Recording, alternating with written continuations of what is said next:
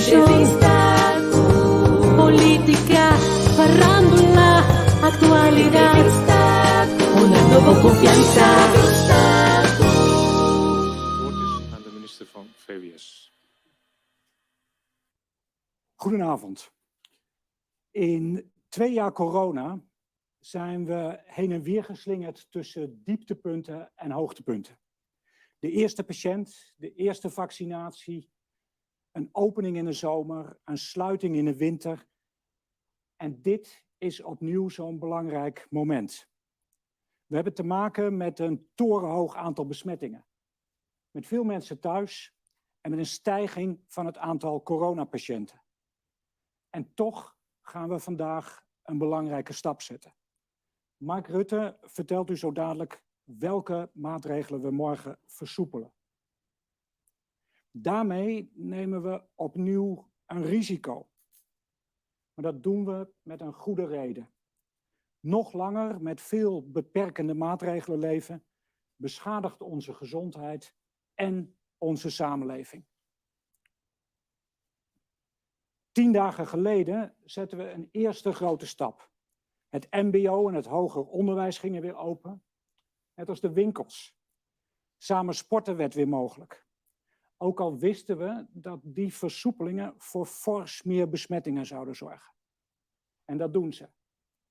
Toen was 35.000 besmettingen per dag al ongekend hoog. En nu zijn het er bijna 2 keer zoveel.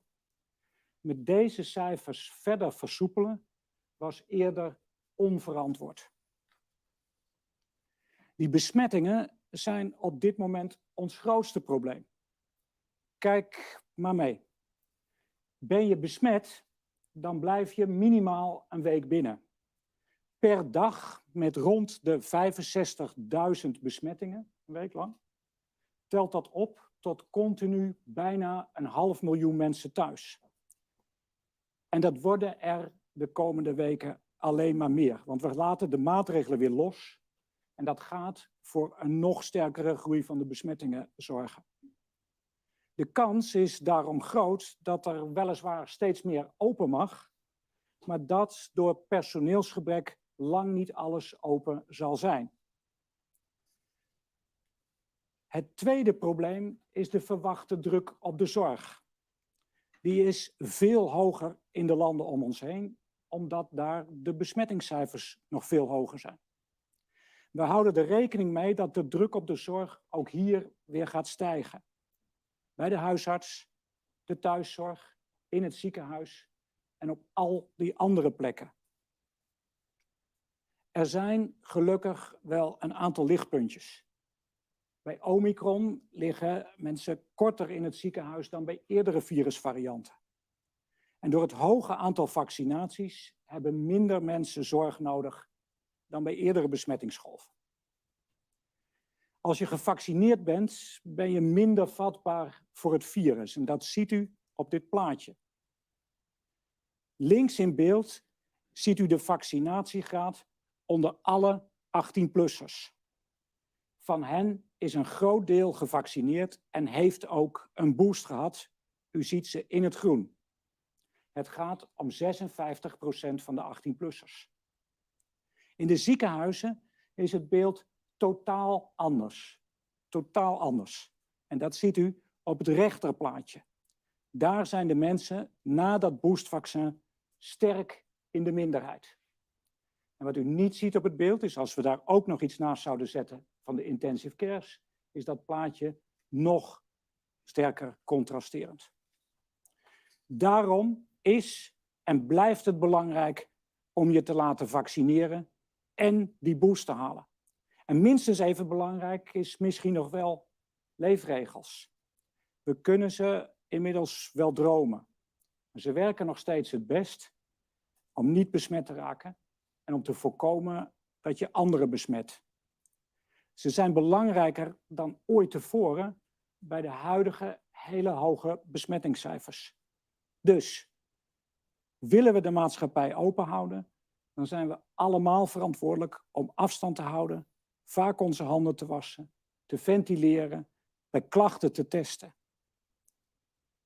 Mark Rutte vertelt u nu wat er vanaf morgen allemaal weer mogelijk is. Dank u wel. Ja, goedenavond. En ik denk dat de analyse van Ernst Kuipers dat die duidelijk is. We zetten vandaag een grote stap om Nederland verder van het slot te halen, terwijl de besmettingscijfers echt door het dak gaan. En dat voelt tegenstrijdig na 2 jaar corona. Toch zegt ook het OMT, dat Outbreak Management Team, dat het verantwoord is onder voorwaarden bijna alle activiteiten weer mogelijk te maken tot uiterlijk, let op, 8 uur 's avonds. En we gaan vandaag na lang wikken en wegen zelfs iets verder. Met een algemene sluitingstijd van 10 uur 's avonds. Met ingang van morgen woensdag 26 januari. Daar kiezen we voor om zo min mogelijk uitzonderingen en zo min mogelijk verschillen te hebben. En nog belangrijker, omdat achter alle begrijpelijke noodkreten van de laatste weken, achter alle acties en alle emotie, zulke grote problemen en spanningen zitten, dat we bewust de grenzen van het mogelijke opzoeken. Op het gevaar af dat ons over een paar weken weer yo-yo-beleid wordt verweten. Want we nemen vandaag, daar moeten we er duidelijk over zijn, gewoon een risico. We hebben daarbij expliciet gesproken over naleving, controle en handhaving. Met de burgemeesters, maar ook met de horeca en met de cultuursector en met de sportmensen. Maar ik doe vandaag een beroep op iedereen in Nederland. Laat ons er samen, dat zijn al die sectoren, en wij, de 17 miljoen Nederlanders, voor zorgen dat Nederland verder open gaat, maar dat Nederland dus ook verder open kan blijven. Dat begint met naleving, dus met de regels volgen, en dat doen we allemaal zelf. En dan de hamvraag, wat kan er vanaf morgen 26 januari en onder welke voorwaarden? Tussen 5 uur 's morgens en 10 uur 's avonds kan bijna alles open. Dus ook cafés en restaurants, theaters, musea en bioscopen, pretparken, dierentuinen, sauna's en casino's. En ook sportcompetities en publiek bij sport, die kunnen weer. Buiten en binnen geldt overal de verplichte 1,5 meter afstand. In winkels en doorstroomlocaties als musea of een dierentuin geldt maximaal 1 bezoeker per 5 vierkante meter en draagt binnen iedereen een mondkapje. Op alle andere binnenlocaties is een zitplaats verplicht en een mondkapje als je rondloopt.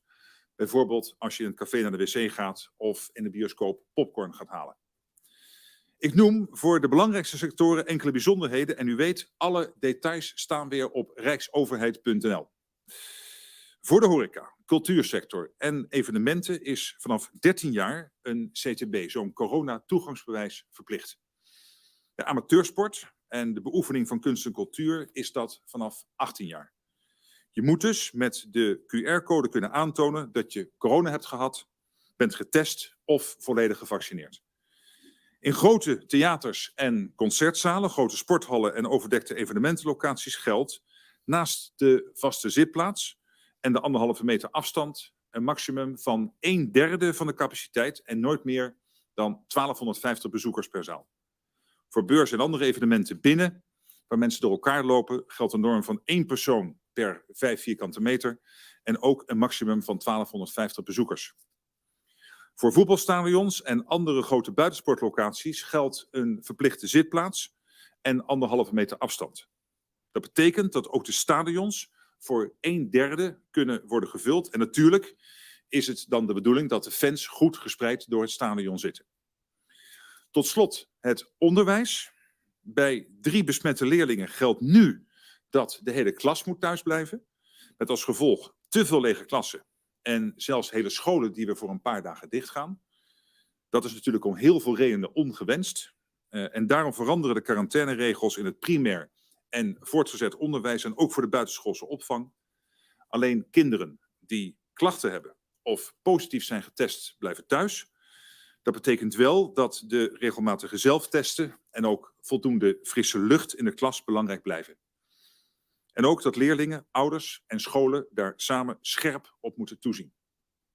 Dit pakket geldt in principe voor 6 weken, maar over 3 weken is er een nieuw weegmoment om te kijken hoe de zaak er dan voor staat. Want nogmaals, we doen vandaag iets heel spannends. En over 3 weken zijn de besmettingscijfers bijna zeker veel hoger. Het is nu aan ons allemaal ervoor te zorgen dat we dan niet opnieuw op de rem moeten trappen, maar vooruit kunnen blijven kijken. Maar voor nu zijn we blij dat we vandaag op dit punt staan. Waarbij ik u vooral hier de grote waardering wil uitspreken voor de sectoren die het langst moesten wachten. De cultuur, de horeca en de evenementen. Nederland heeft jullie gemist. NOS. Meneer Rutte, ik hoor net de minister van Volksgezondheid zeggen dat de maatregelen de gezondheid beschadigen en ook de samenleving. Tegelijkertijd hoor ik hem vrij optimistisch over die Omicron-variant. Leidt niet tot veel ziekenhuisopnames en IC-opnames. Waarom gooit u niet alles open? Ja, u heeft het OMT-advies nu ook kunnen lezen en daar ziet u in dat, hoewel Omicron leidt tot minder, dat klopt, hè, tot aanzienlijk minder opnames in de ziekenhuizen. En als je geboosterd bent, is het sowieso heel beperkt. Maar lang niet iedereen is geboosterd. En het is ook niet zo dat je met Omicron niet in het ziekenhuis komt. En bij die zeer hoge aantallen besmettingen, hoewel minder mensen in de ziekenhuizen, zal ook dat aantal natuurlijk weer gaan oplopen. En dat is ook wat de OMT laat zien. Het kan echt gaan om duizenden mensen weer in de ziekenhuizen. Nou, dan kun je het net aan. Maar het is niet zo dat het risicoloos is. En we gaan zelfs een stap verder nu dan het OMT. Dat zegt eigenlijk, ga niet verder dan 8 uur. We hebben dat heel zorgvuldig gewogen. We gaan door tot 10 uur. Maar jongens, echt, ik zeg tegen heel Nederland nog een keer. Mensen komen vaak terug uit het buitenland en zeggen, ja, in Frankrijk en Oostenrijk houdt iedereen zich aan de regels. Alsjeblieft, laten we dat dan ook in Nederland doen. En niet als we de grens overkomen denken, het kan weer. Als er straks één sluitingstijd is, zowel voor de horeca als voor de culturele sector, dan betekent het waarschijnlijk dat iedereen om 10 uur naar huis gaat. Komen mensen elkaar tegen bij de garderobe en daarna misschien in de tram of in de bus. Daarmee neemt u toch ook een risico? Daar is goed naar gekeken. Dat doe je nooit perfect. Wat de burgemeesters zeggen in het Veiligheidsberaad, doe alsjeblieft 1 eindtijd, anders wordt het sowieso veel te ingewikkeld in de handhaving. Het tweede is dat er verschillende opvattingen zijn over de wenselijkheid van gespreide tijden. De politie zegt soms het is prettig als je spreidt. Tegelijkertijd zie je ook dat met spreiding het ertoe kan leiden dat mensen dan langer blijven rondhangen. Tot ook de rest uitgaat. Ook de theaters of restaurants dichtgaan. Plus dat natuurlijk sectoren dan zullen zeggen waarom zij wel langer en ik niet. Dus per saldo hebben we gezegd het is nooit perfect. Maar wij denken dat dit het verstandigste is. 1 duidelijke tijd, 10 uur, alles klaar.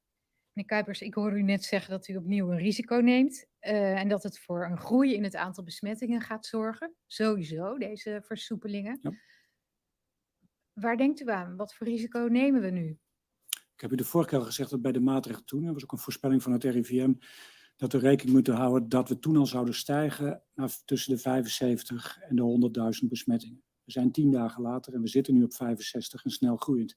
Dus met deze maatregelen versoepelend kan het nog beduidend daarboven gaan. Als we even de vergelijking maken met landen, ik maakte een referentie en verwijzing naar landen om ons heen. Landen die wat dat betreft nog meer besmettingen hebben, zijn bijvoorbeeld België, Frankrijk en Denemarken. Ja, daar is het aantal besmettingen per miljoen inwoners op dit moment 1,5 tot 2,5 keer zo hoog als in Nederland. Maar als mensen niet in het ziekenhuis terechtkomen of op de IC, dan is dat toch minder erg? Ja, laat ik dank voor deze vraag. Laat ik daar dan ook even de verwijzing doen. Ik noemde de verhouding in het buitenland met het aantal besmettingen. Als je kijkt naar het aantal ziekenhuisopnames in die landen die ik net noemde, dan ligt dat tot 5 keer zo hoog als in Nederland. De gedachte die er nu is dat Omicron, ik hoor veel de termen van Omicron is een griepje, je wordt er niet ziek van. Misschien dat je ten opzichte van een Delta-variant een iets kleinere kans hebt, maar als het aantal besmettingen een veelvoud is, dan komen er nog steeds veel patiënten in een ziekenhuis. RTL. Meneer Kuipers, ik hoor u zeggen, de verwachte druk op de zorg gaat ook weer stijgen. Het OMT heeft het in het advies over een piek die vergelijkbaar kan zijn met die we in december gehad hebben. Toen hebben we eigenlijk code zwart net vermeden. Ja. De NZA zegt ondertussen, een groot deel van de planbare zorg en zelfs een deel van de kritiek planbare zorg, dat zijn dus kankeroperaties, hartoperaties, kan op dit moment nog niet gegeven worden. Wat zegt u nou tegen die mensen, tegen wie u dus eigenlijk vanavond zegt, ja, uw operatie kan wellicht weer worden uitgesteld? Ja, in de afgelopen periode is er gelukkig wel degelijk veel inhaalzorg gebeurd. En gebeurt nu nog steeds. Hè. U ziet dat ook in de aantallen, bijvoorbeeld een goede maat is het aantal patiënten met andere aandoeningen die op een intensive care liggen, ligt beduidend hoger dan in die periode waar u aan refereert. Dat is een teken van de inhaalzorg die nu gebeurt. Dus voordat we dit besluit namen, heb ik onder andere contact gehad met de NZA over hoe staat dat nu en wat kan er nog in de komende periode. de druk zal toenemen, maar dat is wat dat betreft echt een afweging tussen hoe langer maatregelen houdbaar zijn, wat de impact is. En ik heb ook iets gezien, u weet, ik heb vorige keer iets laten zien over bijvoorbeeld de impact op jongeren en de overal druk op de zorg.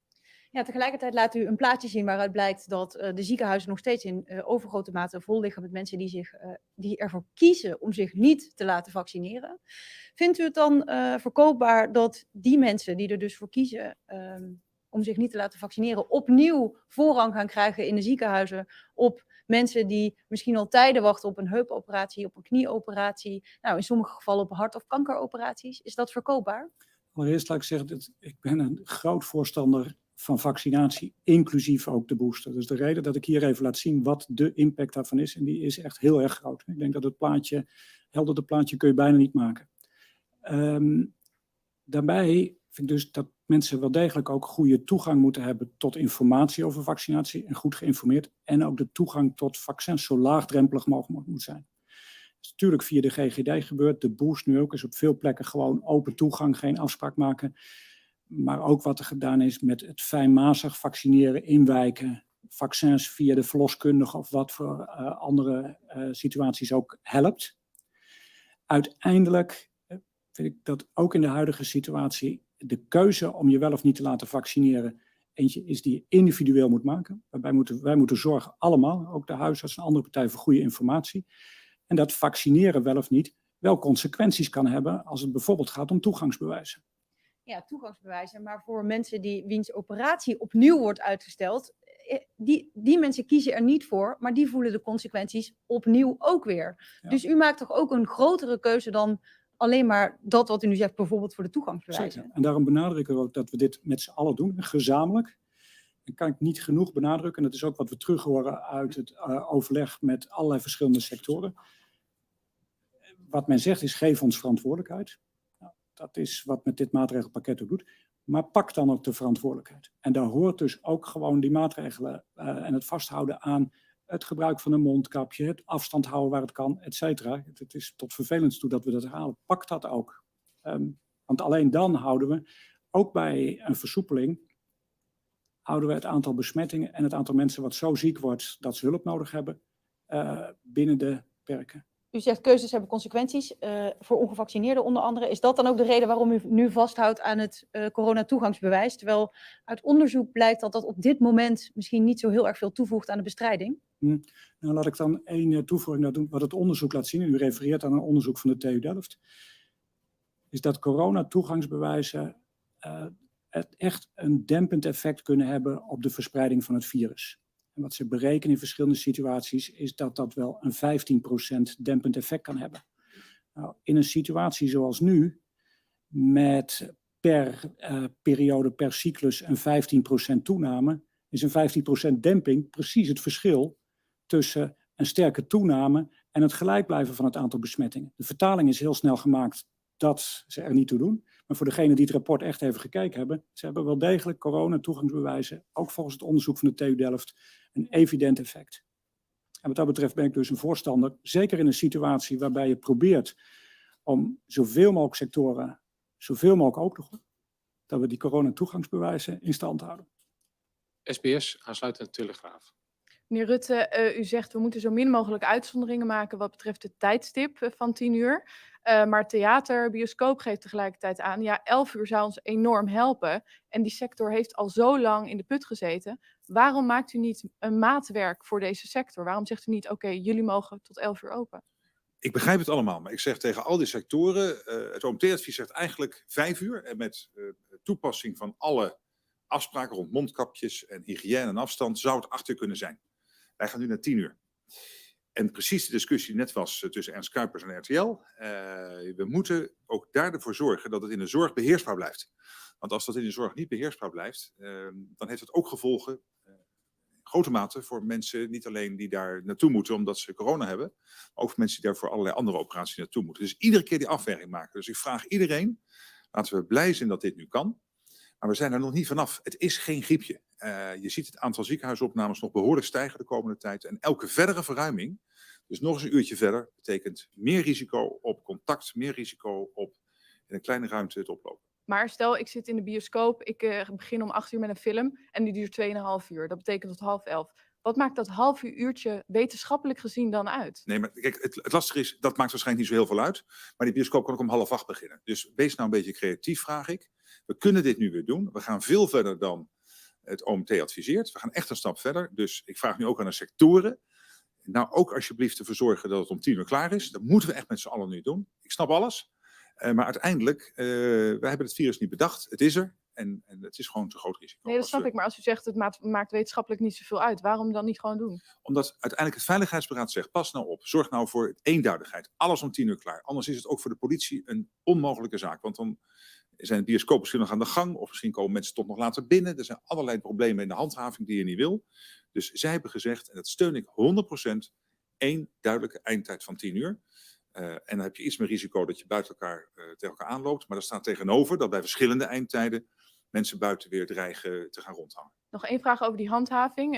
Er staat ook in het OMT-advies dat het heel belangrijk is dat dat goed gebeurt. We hebben al eerder gezien dat dat niet altijd even goed gaat. Wat maakt het dat u nu wel vertrouwen heeft in die handhaving? Nou, om te beginnen begint het met naleving door ons allemaal en controle door de bioscoop en de café-eigenaar.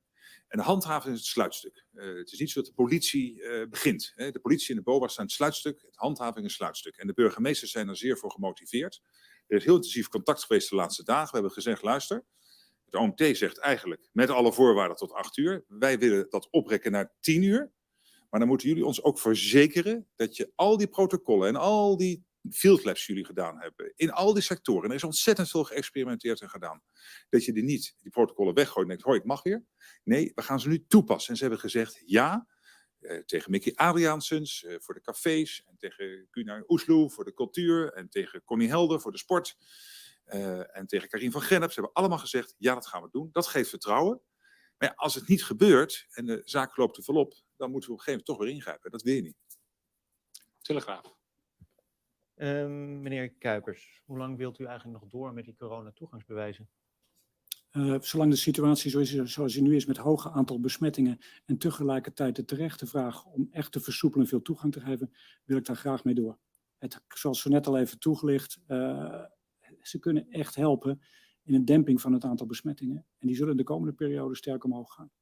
De maatregel zou tijdelijk zijn, maar dan is de vraag hoe tijdelijk is tijdelijk? Ja, laten we daar voor de komende periode even bekijken. Waar we allemaal op zitten te wachten, is dat we een situatie krijgen met hele lage aantal besmettingen. Nauwelijks meer mensen die zo ziek worden dat ze hulp nodig hebben. Maar daar zijn we echt nog lang niet. We hebben het al even gehad over de vergelijking met een griepje. Dit is geen griepje. Dit is het tot nu toe nog steeds niet geweest. En dat is het ook nu nog niet. Maar goed, straks gaat die booster ook gelden, hè, het coronatoegangsbewijs. Er hebben miljoenen mensen die hebben zich niet laten boosteren. Hebben die dan gewoon straks pech en kunnen die nergens naar binnen? Nou, er is nu heel breed de gelegenheid om je te laten boosten. Je kunt open toegankelijk overal naartoe. Dus als u iemand die morgen zich wil laten boosten, kan dat morgenochtend laten doen.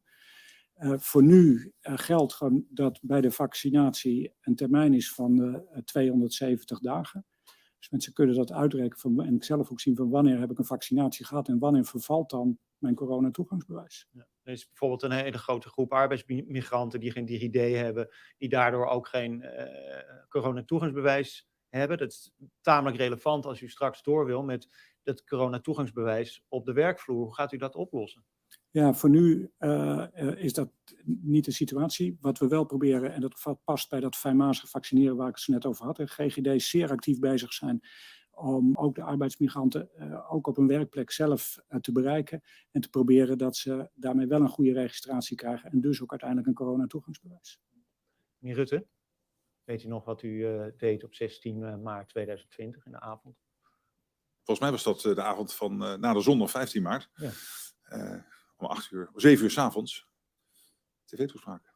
Ja, u sprak daar van groepsimmuniteit. Bij dit stijgend aantal besmettingen. Wanneer zitten we dan eigenlijk bij die groepsimmuniteit opgeteld bij de vaccinaties? Ik heb toen ook gezegd dat groepsimmuniteit geen doel is van beleid. Dat was een misverstand en de dagen na hebben we dat ook allemaal goed uitgelegd.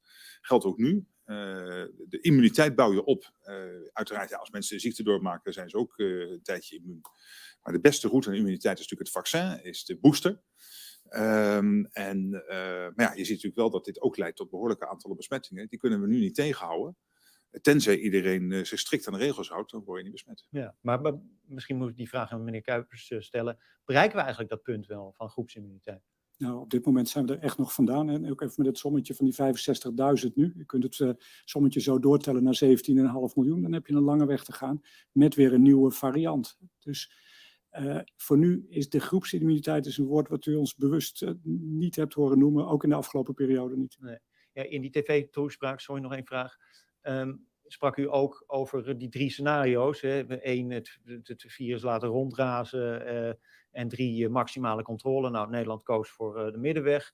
Is dit niet eigenlijk, gaan we nu niet toe naar een situatie waarin we dat virus eigenlijk gewoon laten rondgaan ten einde die groepsimmuniteit te bereiken? Nee, want het grote verschil is natuurlijk dat we nu wel een groot aantal mensen gevaccineerd hebben. En de booster brengt veel mensen weer terug op een goed beschermingsniveau, ook voor de Omicron variant. Dat zie je in het plaatje. Dat de kans dat je dan met een booster en Omicron in het ziekenhuis komt, is dat je niet komt dus van 98%, 97% en dat je niet op de IC komt. Rond de 98%, dat was dat ene groene poppetje wat je net zag in die dia. En daarmee is uiteindelijk zorgen die vaccins voor een behoorlijke laag van bescherming. En het doel van beleid blijft in lijn met die toespraak maximaal controleren. Ten einde 2 dingen te bereiken. Dat de zorg het aan kan, dat geldt nu ook weer. We kijken opnieuw hoe kan de zorg het aan. En het wordt spannend, maar we denken dat dit verantwoord kan. Anders zou ik het niet doen. En 2, hoe bescherm je natuurlijk de mensen die kwetsbaar zijn? Dan hou je ook zicht op het virus. Dus die doelstellingen van beleid staan overeind. ANP, aansluitend NRC. Ja, nog even over die doelstellingen van het beleid. Dat zijn er 3, hè? De belastbaarheid van de zorg, het beschermen van kwetsbaren en het zicht houden op het virus. Ja. Zicht houden lukt niet meer, want het is te druk bij de GGD. Kwetsbaren, er zijn 10.000 besmettingen per dag, die hou je ook niet meer uit de wind. En de zorg kan ook weer belast worden tot bijna een breekpunt, vergelijkbaar met halverwege december. U heeft toch eigenlijk die 3 doelen helemaal losgelaten met deze keuzes? Nee, de kwetsbaren, en dat zie je dus in het plaatje, de mate waarin zeker ook de kwetsbaren, en dat is voor een deel natuurlijk ook op leeftijd. Hè. Oudere mensen zijn gewoon kwetsbaarder voor het virus dan jongere mensen. En daarnaast zijn natuurlijk mensen met bepaalde ziektebeelden kwetsbaar. Maar de mate van vaccinatiegraad in combinatie met de boostergraad, zeker voor de groep boven de 60, is heel erg hoog. Dus het verschil natuurlijk met het begin is dat we inmiddels dat vaccin hebben en nu ook die booster. Dat heeft daar natuurlijk in belangrijke mate voor gezorgd dat je een stuk bescherming kunt bieden. Je ziet nu ook dat het virus vooral rondgaat onder jongere leeftijdsgroepen en niet bij de groep 60+. Dat is natuurlijk wel de zorg dat het wel gaat gebeuren. Maar daarvan lijkt dus uit al het internationaal onderzoek en onze eigen ervaringen dat die booster je daar behoorlijk beschermt tegen ziekenhuisopname. Dus je zegt eigenlijk, het beschermen van kwetsbaren, dat moeten die kwetsbaren zelf doen door een booster te halen. Maar dan nog steeds hebben we die 2 andere doelen. Het zicht houden op het virus, dat lukt niet meer. Nee, dat komt bij de ziekenhuizen. Bij de ziekenhuizen, dat is natuurlijk waar we naar kijken. Dus vandaar ook dat we hebben gezegd, wij denken dat dit kan. Op een manier dat ook de ziekenhuizen het aan kunnen, anders zouden we het niet doen. Maar het wordt spannend. En als blijkt dat die cijfers toch te snel oplopen, dan kan het ook zijn dat je over een paar weken misschien moet zeggen, moeten we weer een beperking aanbrengen. En dat zei ik al. Dan zullen jullie zeggen, het is yo-yo-beleid. Ja, dan zeggen wij dat klopt. Maar we weten ook niet precies natuurlijk met dit virus op het exacte punt waar je het moet zetten. En als je te voorzichtig bent nu, om dat absoluut te voorkomen, heeft dat ook enorme maatschappelijke schade. Niet alleen economisch, maar ook voor de horeca en andere sectoren, maar ook psychische schade bij veel mensen. Dus je moet iedere keer die weging moet je maken. En ten aanzien van het zicht op het virus, nou, de GGD is behoorlijk gestretched, groot respect voor wat ze doen. Maar daar zijn ook weer afspraken gemaakt om ook extra capaciteit bij te zetten als het aantal besmettingen verder oploopt, om daar zo goed mogelijk te blijven testen. Meneer Kuipers, hoe belangrijk is dat om bron- en contactonderzoek te kunnen doen, om goede betrouwbare cijfers te hebben? Ja, op dit moment is de focus ten aanzien van het bron- en contactonderzoek vooral op het contactonderzoek. Ondertussen merk je dat een hele hoop mensen dat natuurlijk direct zelf ook wel doen en zelf wel doorgeven. Wat belangrijk is om daar nog even aan te refereren is het zicht op het aantal besmettingen. Mensen hebben dat zelf ook nodig. Ik moet weten dat ik bij een luchtwegklacht dat dit door het coronavirus komt of door iets anders. Nou, de GGD's, zoals u al terecht zegt, die hebben in de afgelopen periode enorm opgeschaald. Hebben in de afgelopen week alleen al meer dan 900.000 testen gedaan. Meer dan 900.000 in een week. Dat is een enorme aantal, met veel respect voor wat ze doen. Bij dat opschalen lopen ze desalniettemin nu opnieuw tegen de grenzen aan. En daarvoor is er al in de afgelopen periode contact geweest met Stichting Open Nederland. de partij die de testen regelt voor de coronatoegangsbewijzen. En die zal nu ook ingezet worden voor het meehelpen in het testen van mensen met klachten. Tot slot. En daarmee krijgen we dus weer voldoende capaciteit. Dat gebeurt in de komende dagen. Dus als mensen nu proberen, dan kan het zijn dat ze gewoon meerdere pogingen moeten doen voordat ze een afspraak krijgen en getest kunnen worden. En hoge besmettingscijfers betekent ook veel druk op mantelzorgers, Ja. op mensen, zoals u net al opmerkte, in de hele zorgketen. Ja. Kunt u nog iets voor hen betekenen? Kunt u iets voor hen doen om ze extra te ondersteunen? Ja, eerst met dank voor deze, want er wordt heel vaak gesproken over ziekenhuizen. Dat is omdat daar de getallen ook direct per dag van beschikbaar zijn. Maar ik kan niet genoeg benadrukken dat dat zeker in de huidige fase gewoon echt maar het topje van de ijsberg is. De grootste druk zit bij de huisarts en in de wijkzorg en op die andere plekken zoals ik dat zo net ook al noemde.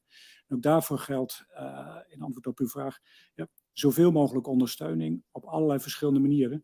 Een van de dingen die we daarvoor gevraagd hebben aan alle verschillende acute zorgregio's, om echt per regio te onderzoeken waar de grootste druk op een bepaald moment zit en hoe andere sectoren in zo'n regio kunnen helpen. NRC, aansluitend Trouw en AD.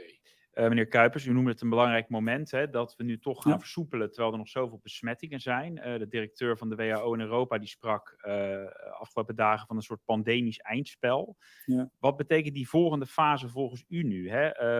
Die lockdownmaatregelen, hoeven die niet meer terug te komen? Is dat de verwachting dat na deze golf het echt beter beheersbaar wordt? Wat kunt u daarover zeggen? Ik denk allereerst, dat hopen we allemaal, maar het is echt te vroeg om dat te voorspellen. Dat hangt bijvoorbeeld af van de opkomst van nieuwe varianten en de karakteristieken van die eigenschappen van die nieuwe varianten. Als dat opnieuw een variant is die, wat we allemaal hopen, nog minder ziekmakend zou zijn, dan ga je naar zo'n eindspel. Het virus gaat in ieder geval niet meer weg. Dat kunnen we wel rustig aannemen. Wat ook kan, is dat er toch weer een variant komt die meer ziek maakt. En wat daar natuurlijk ook een rol bij speelt, is hoe dan het verloop is van de immuniteit bij de eerdere besmetting en eerdere vaccinaties. Als er een nieuw virus is wat zich daar helemaal aan onttrekt, dan hebben we weer een serieus probleem. En dan kun je in de situatie komen, maar dat kan ook al in het hele nabije, zoals Mark Rutte dat al vertelde, waarbij je toch weer bepaalde maatregelen moet aanscherpen. Ja, maar u zegt ook die maatregelen zijn eigenlijk niet meer vol te houden. Dus belooft u dan dat Nederland niet meer in lockdown gaat? Of gaat u de komende maanden die zorgcapaciteit zo uitbreiden dat we het anders kunnen oplossen? Ja, dank. Eerst even ten aanzien van de zorgcapaciteit. Het is terecht dat u dat vraagt, maar het helpt om te realiseren dat zorgcapaciteit uitbreiden geen panacee is en geen oplossing voor de totaal van het managen van een pandemie. U moet zich voorstellen, als we in Nederland ongelooflijke inspanning zouden leveren en we zouden het voor elkaar krijgen om onze zorgcapaciteit met 20% uit te breiden. Dat is majeure inspanningen. 20% uitbreiden, dat gaat niet met meer personeel. Dat moet je met dezelfde mensen doen, met allemaal slimme dingen. En je hebt te maken met een virus wat in een week tijd met 70% uitbreidt. Dan koop je dus met 20% uitbreiding, koop je 2 dagen extra respijt voordat je dezelfde maatregelen moet treffen. Ik denk dat het helpt om ons dat allemaal te realiseren. Dat wil niet zeggen dat we niet capaciteit moeten uitbreiden, want ook ik zei al, dit virus gaat niet meer weg. Dus ook in een fase waarin dit in lagere aantallen blijft. Wij hadden in Nederland een zorgsysteem wat zeker in de winter op allerlei plekken in de wijkzorg, bij de huisarts, etc., gewoon vol zat, op maximale capaciteit draaide. Deze ziekte gaat niet meer weg, dus je hebt extra capaciteit nodig. Maar dat gaat nooit helpen om hele grote pieken op te vangen. Daar moet je andere dingen voor doen. En dan begint het echt eerst bij ieder individu en bij iedere sector. Ik kan het niet genoeg benadrukken. Het is een flauwe boodschap, maar dat is echt wat om gaat. Tot nog 1 vraag. Ik kreeg veel reacties op Twitter gisteren op een opmerking van epidemioloog Amal Tosman. Die zei, de groep kwetsbare mensen die echt heel bang is om nog een besmetting op te lopen, die lijkt nu een beetje te worden vergeten. Die mensen lopen steeds meer risico. Sommigen kunnen zich ook niet laten vaccineren. Heeft u voor deze mensen nog een boodschap? Ja, kunnen zij zichzelf beschermen? Moeten zij maar binnen blijven de komende tijd? Nee, gelukkig is het zo, en Mark Rutte zei er net ook al wat, gelukkig is het zo dat juist deze groep, en dan kijk ik maar even naar de 60-plussers, daar heeft van degenen die daarvoor in aanmerking komen bijna 90%, 89,2 zeg ik uit mijn hoofd, maar bijna 90% heeft een boost gehad. Die zijn dus daarmee in deze fase, ook als we kijken naar de gegevens uit het buitenland, zo optimaal mogelijk beschermd tegen ernstige ziekten als ze besmet raken. Echter, en dat zien we nu ook in de ziekenhuizen, ik liet ze net die figuur zien van dat ene poppetje in een schematisch. Als we kijken op dit moment naar de ziekenhuizen van mensen die in het ziekenhuis komen, ondanks dat ze een boost hebben gehad, dan zijn het bij uitstek mensen met ernstig onderliggend lijden, hè? Chronische ziekte. En u vult het zo in. Wat daarvoor natuurlijk extra geldt, en mensen herkennen dat ook, is dat ook binnen hun eigen omgeving, met hun kinderen, met hun kleinkinderen, et cetera, dat er gewoon extra voorzorgsmaatregelen genomen worden. Op het moment dat mensen op bezoek gaan, als er klachten zijn, laat je testen, et cetera. En dat is wat mensen in de afgelopen 2 jaar al heel lang ingeregeld hebben. Trouw, aansluitend AD. Meneer Kuipers, het valt op dat voor de versoepeling in de horeca en de theaters zowel een corona-toegangsbewijs, 2 of 3G nodig is, als 1,5 meter afstand. Terwijl eerder was het CTB, het toegangsbewijs, juist een alternatief om geen 1,5 meter te houden. Waarom wordt nu voor allebei gekozen? Ja, wat we schetsen, wat ook het OMT schetsen, nu hebt de getallen en de predicties ook kunnen zien, is dat in de huidige setting met nu al heel veel besmettingen, die nog verder zullen stijgen, de kans dat je in het dagelijkse contact, of dat nou is in de horeca of op een ander moment, dat je iemand tegenkomt die het virus bij zich draagt, gewoon echt heel hoog is. In het verleden vonden wij 5000 besmettingen op een dag al hoog. En toen was 10.000 en 12.000 werd een nieuw record. En nu, ik weet niet hoe het u vergaat, maar kijk je naar 65.000 en hou je er eigenlijk rekening mee dat het de volgende dag hoger is. Vandaag was het wat lager dan de 2 voorgaande, maar dan direct met de namelding dat er nogal wat testen niet verwerkt zijn. En daarmee worden die kansen zo groot dat je ook, terwijl je dingen wel versoepelt, ook meer aan voorzorg moet inbouwen. Dus daarmee ben je met 3G dus niet verzekerd dat er geen besmette mensen binnenkomen? Met 3G of met 2G of met andere ben je nooit 100% verzekerd. Het is een dempend effect. Meneer Rutte, u zegt dat u misschien over een paar weken de maatregelen weer zult moeten aanscherpen. Tegelijkertijd staat in het advies van het NCTW dat onder de bevolking in toenemende mate de legitimiteit van de handhaving in twijfel getrokken wordt. Is de geest dan uit de fles? Kun je nog wel verscherpen? Of leidt dat tot zo'n protest dat je dat eigenlijk niet meer kunt doen straks? Nou, om te beginnen, ik zeg niet dat we dat gaan doen. Ik zeg alleen, we nemen een spannende stap. We zouden het niet nemen als we dachten dat het niet verantwoord was. Maar hij is spannend. En er is altijd een beperkt risico dat hij toch tot te veel ziekenhuisopnames bijvoorbeeld of andere problemen leidt, dat je dan weer zou moeten aanscherpen. En dan geldt altijd dat wij het dilemma eerlijk aan Nederland zullen voorleggen.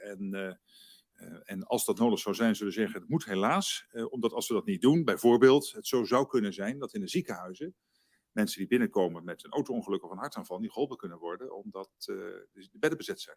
Nou, dat wil Nederland ook niet. Dus, maar we laten nou hopen, want anders wordt het verhaal Rutte voorspeld. Dat is niet zo. Ik ga ervan uit dat het niet nodig is, maar we noemen het toch ook even in de kleine lettertjes van de bijsluiter, dat er wel een beperkt risico is, dat je mogelijk weer een verzwaring zou moeten doorvoeren. En dan heeft u er vertrouwen in dat mensen die maatregelen gaan opvolgen? Net zoals ik en iedereen met ongelooflijk slecht humeur, zullen mensen zeggen, als dat zou betekenen, als ze dat niet doen, dat die ziekenhuizen overstromen en die zorg niet de noodzakelijke zorg kan verlenen, bijvoorbeeld acuut of andere ernstige zaken, dan denk ik dat Nederland het accepteert. Maar nogmaals, we gaan er niet vanuit. Tot slot, het gaat al weken of misschien zelfs maanden niet meer over discotheken en het nachtleven.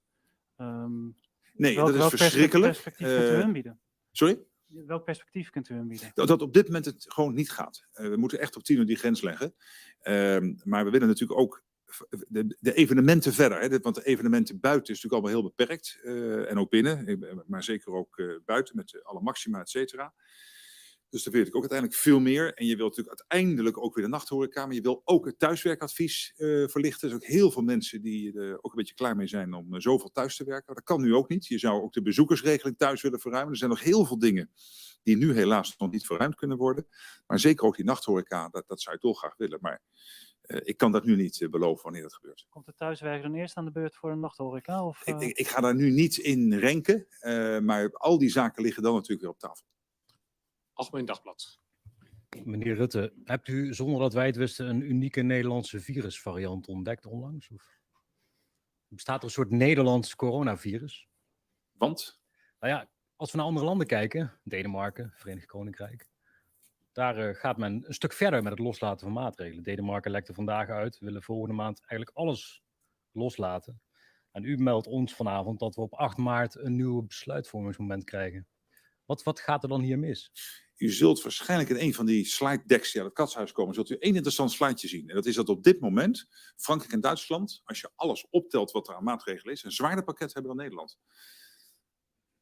U bedoelt te zeggen? Die doen meer maatregelen. Op dit moment, as we speak, hebben een paar landen in Europa zwaardere maatregelen dan Nederland. Die hebben dan weliswaar niet die beperking in de sluitingstijden, maar die hebben dan weer veel zwaardere maatregelen met 2G, op nog veel meer plekken mondkapjes. Dus het is niet zo dat Nederland het zwaarste pakket heeft. Het voelt heel zwaar tot morgenochtend, omdat zoveel sectoren helemaal gesloten zijn. Maar als je kijkt naar hoe er internationaal punten worden gegeven aan maatregelen, en dat wordt opgeteld, en dan wordt gekeken naar landen en die worden dan gerankt, dan staat Nederland zeker niet bovenaan. Dat zullen mensen waarschijnlijk niet zo ervaren hier. Nee, dat ben ik met u eens. Het Deense RIVM stelt eigenlijk dat je het coronavirus nog moeilijk als een zwaar gevaarlijk virus kunt klassificeren. Hè? Die zogenoemde A-status volgens mij in Nederland. Gaan wij die richting ook op? Dat je dat kunt afschalen, dat je gewoon zegt, het is inmiddels, want milder, en het gaat heel erg rond, is het niet meer het coronavirus van een jaar geleden. Dan kunnen we dat dus niet meer als een crisis beschouwen. Eerst even ten aanzien van die A-status, er zitten een aantal zaken aan, zoals bijvoorbeeld de melding en ook het bron- en contactonderzoek. Dat zijn natuurlijk situaties die je voor de lange termijn kunt bekijken, waaronder de impact van het bron- en contactonderzoek eens te meer als je met dit soort aantallen besmettingen te maken hebt. Maar ten aanzien van de andere vergelijking met Denemarken, ik noemde zo net al de vergelijking Denemarken, België, Frankrijk en ik zei daar is 1,5 tot 2,5 keer zoveel besmettingen. En het aantal mensen wat in het ziekenhuis ligt is aanzienlijk hoger dan hier. En is meer dan die factor 1,5 tot 2,5 keer. En dat toont 2 dingen. Het eerste toont dat ook in Frankrijk, ook in België, ook in Denemarken dit een ziekmakend virus is, waar veel mensen hulp voor nodig hebben. Zelfs in landen waar vaccinatie en boost, net als in Nederland, uitgebreid gebruikt is. Het is geen griepje. En het tweede is dat wat we in Nederland altijd heel goed doen in de zorg, is zo optimaal mogelijke oplossingen zoeken. En wat wij in de afgelopen 2 jaar heel breed hebben gedaan, met dank aan de inzet van heel veel partijen, huisartsen, wijkzorg, ziekenhuizen, is heel veel patiënten die in het buitenland nog in het ziekenhuis worden opgenomen, die monitoren wij intensief thuis, met allerlei medicatie, met zuurstof thuis, et cetera. In december ging dat op een piek om 2100 patiënten, bijna net zoveel als dat er in het ziekenhuis lagen. In het buitenland hadden veel van die patiënten in het ziekenhuis gezien en dat zie je in de getallen terug. Maar daarmee wil ik dus zeggen is, ook in Denemarken is het op dit moment, los van alle beelden die er zijn er strakke maatregelen en is het niet een griepje, maar komen er veel mensen in het ziekenhuis. We lezen in het OMT-advies iets over de prognoses dan, hè, waar het veel over ging in de afgelopen maand. In het OMT-advies lezen we nu dat, nou ja, zeg maar, reëel de middellijn is van de inschatting van het aantal ziekenhuisopnames kan in totaal tot 4.000, 4.500 oplopen en zelfs 700, 800 corona op de IC's. Dat waren aantallen die in het najaar tot rode hoofden en lockdowns noopten en nu blijkbaar niet. Neemt u die prognoses net zo serieus als in het najaar of is dat gewoon veel onzekerder nu? Nou, je ziet om te beginnen daar de brede onzekerheidsmarges die daarbij zitten. Die modellen zijn buitengewoon zinvol, want je kunt op de basis daarvan gewoon toch keuzes maken, maar er zit ook een brede onzekerheid in. Die 700 à 800 opnames die er op die IC, die hebben we in de afgelopen 2 jaar vaker gehad. Die komen voor. Maar dan wel, dat betekent wel hoge druk. Dat betekent opschalen van de IC tot niveaus die beduidend hoger liggen weer dan nu. En dat komt dan, als dat echt zou gebeuren, zet dat ook de reguliere en zeker de urgente zorg onder druk. Die 4000 klinische opnames is veel hoger dan dat we in de afgelopen langere periode gehad hebben. De grote onzekerheid die daar nog in zit, heeft vooral te maken met de gemiddelde opnameduur. En zoals ik al aangaf, die lijkt voor Omicron beduidend korter. Dus wat we zullen doen, en dat refereert aan wat Mark Rutte net ook al zei, is ook in de komende periode gewoon nauw monitoren wat er gebeurt. En zien tot welke druk dit daadwerkelijk leidt, om op basis daarvan te kijken wat er verder kan. Als u puur kijkt naar de situatie op dit moment, in de afgelopen week is de instroom in de ziekenhuizen qua patiënten op een gewoon ziekenhuisbed, klinische patiënten zeggen we dan, is met 20% gestegen. En de instroom op de IC's is nog steeds gedaald, ondanks dat de besmettingen ondertussen bijna nu vandaag 4 weken omhoog gaan. Nog één vraag over het aantal mensen dat ofwel geïnfecteerd raakt, ofwel in quarantaine moet of even uitvalt. Die aantallen zijn enorm, schetst u. Ja. Het OMT adviseert dan ook om daar echt op voor te bereiden. Hè? Omdat het grote groepen mensen zijn, 500.000 heeft u volgens mij opgeteld per week. Die kunnen uitvallen en niet kunnen werken en op een andere manier uitgeschakeld zijn. En daar ernstig rekening mee te houden en ook goed over te communiceren. Wat is eigenlijk het plan voor die ontwrichting? Nou ja, op de dia liet ik alleen de mensen zien die besmet zijn, hè? Die een positieve test hebben in een week. Dat zijn dus de mensen in isolatie. Dat geldt nog niet voor hun directe contacten, hun familieleden, et cetera, daaromheen, die eventueel in quarantaine moeten. En zoals u weet hebben we de vorige keer bewust de quarantaineregels vanwege die ontwrichting en in goed overleg met het OMT versoepeld. We zegt dat als je minimaal een week geleden een boost hebt gehad, dan wel wanneer je recent een infectie hebt doorgemaakt, dan gelden die quarantaineregels niet en dan gaat het wel om testen, et cetera. Nou, dus de aantallen zijn nog steeds, die zijn beduidend hoger dan die bijna 500.000 die ik daar toonde. En ook dat... Moeten we dat keer 3 doen? Om 500.000? Als je het om alle contacten gemiddeld zou het keer 3 gaan. Alleen dus dan kom je bij 500.000, moet je er nog eens een keer per iedere persoon 3 erbij optellen. Dus feitelijk is het getal keer 4. Maar door de quarantaineregels versoepelen maak je dat weer een stuk kleiner. En dat is een reden dat we het ook als eerste benoemd hebben, als een eerste uitval. En ik denk, velen van u zullen het op uw eigen redactie of op een eigen plek gewoon kunnen zien wat er nu gebeurt. Dat zegt het OMT dus, ik wil het even scherp hebben. Het OMT zegt dus, bereidt u daarop voor, kabinet. Ja. En houd er rekening mee. En communiceer hierover. Wat is dan het verhaal? Wat moeten mensen communiceren, ik laat het niet voor niks zien, hè, even heel bewust. Ook met een getal erbij, met die, wat het betekent. Dat is ook een reden dat we de vorige keer aan het OMT al 2 weken geleden gevraagd hebben. Kunnen die quarantaineregels toch aangepast worden? Dat we daar nu ook voor het onderwijs naar kijken. En blijven herhalen de regels die er dan zijn. Want dit is de impact. Dus hoe hou je dit zo klein mogelijk? Ja, door om te beginnen iedereen eigen verantwoordelijkheid nemen. Nieuwsuur, aansluitend nu.nl. Meneer Kuipers, kunt u kwantificeren hoeveel besmettingen het uitmaakt als je om 8 uur of om 10 uur de sluitingstijd hebt? Ja, dat raakt aan het antwoord wat Mark Rutte net al gegeven heeft. Dat verschil zal heel erg klein zijn. Ja, en het verschil tussen 10 uur en 12 uur? Dat verschil zal ongetwijfeld nog steeds klein zijn, maar dan is het goed om even goed te kijken naar wat het OMT adviseert. Het OMT adviseert sluiting om 5 uur. Eventueel op te rekken naar 8 uur. Análisis y opinión, entrevista, pa informar dentro tópico, entrevista, objetividad, danos mi show y nos di show, política, farándula, actualidad, una nueva confianza.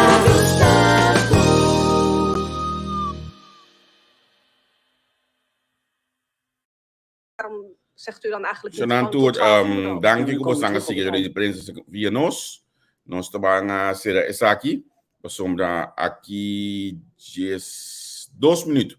Nos lo dank sal het próximo programa. Nos tabang conversar que Robin Kevin, Robin com o jeugdadvies raad aqui na Den Haag. Entrevista com o escola vai estar mais interessante mesmo. Que mendi, que era pendiente, beso que nos esteja junto com vocês.